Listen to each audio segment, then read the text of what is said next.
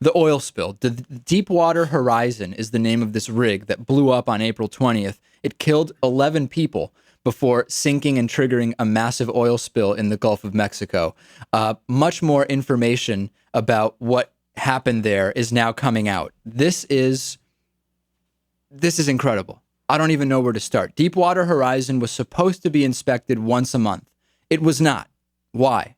Well, the federal agency that was responsible for making sure that it was operating safely fell short of its own policy that the rig be inspected once a month. This is what a AP investigation shows. And what's funny is that we're being given different numbers about how many times it was inspected. How could that be? How could something be inspected 83 times and at the same time only be inspected 48 times? It's like if I said I'm 26 and I'm 28 right now. Maybe under some bizarre time warp theories that could happen, but it's difficult. It's difficult to imagine. While being questioned about the once a month claim, officials said it's actually been 88 times. And then it also changed. It was 26 recent inspections. Now it's 48. Who knows? I think it's clear what's going on here. We're just not being told the truth, which is no surprise when it comes to oil. Blowing up the oil rig to stop the leak is an option, by the way. It hasn't been mentioned too much, but Chris Brownfield, who's a former nuclear subcaptain, said you can use nuclear weapons to blow it up and close the entire thing. It's been done 4 times, but you don't need to. You don't actually need to do that. You can use regular explosives. Let's actually take a listen to what he said. If we demolish the well using explosives, the investment's gone. They lose hundreds of millions of dollars from the drilling of the well, plus no lawmaker in his right mind would allow BP to drill again in that same spot. So basically, it's an all or nothing thing with BP. They either keep the well alive or they lose their whole investment and all the oil that they could potentially get from that well. So I think we see what's going on, right? If they do that, they can never drill again. They lose all the oil. So I think it's clear why it's not being blown up and just closed.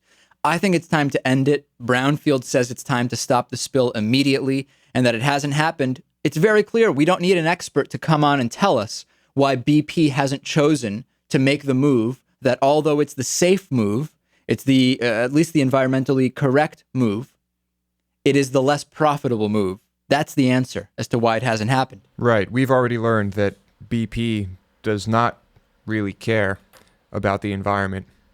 Well, if you watch their commercials, then they make a different claim. But we're clearly seeing here that they're not there's things you do for PR and there's things that you do for profit. You do for profit. Well, how bad is it? Late last week, I started getting emails saying, you know what? This is 5 times worse than we originally thought. That's pretty bad.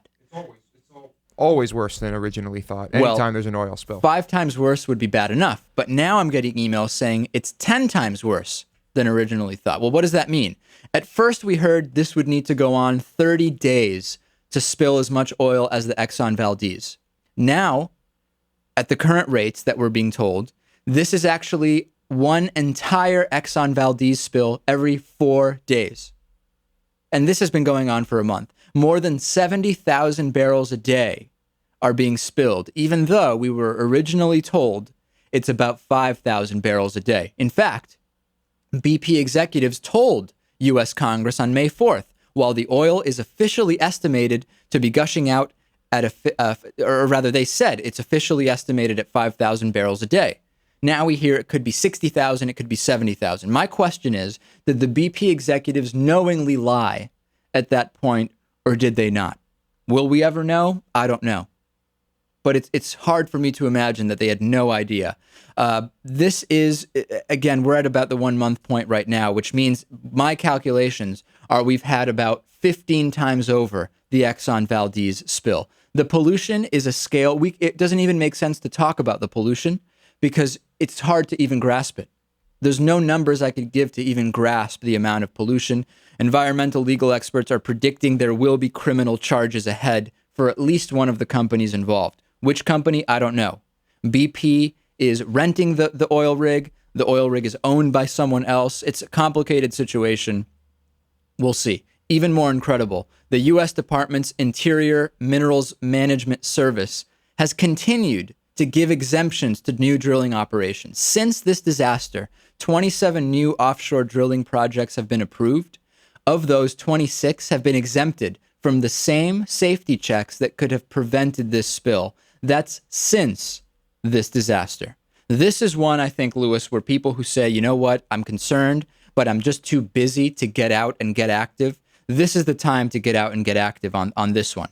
I think that if there's any better time, I can't think of it. New poll on our website. Should there be criminal charges in the BP oil spill? That's the poll on midweekpolitics.com.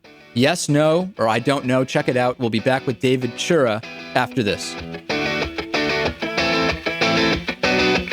This is Midweek Politics with Dave Pakman.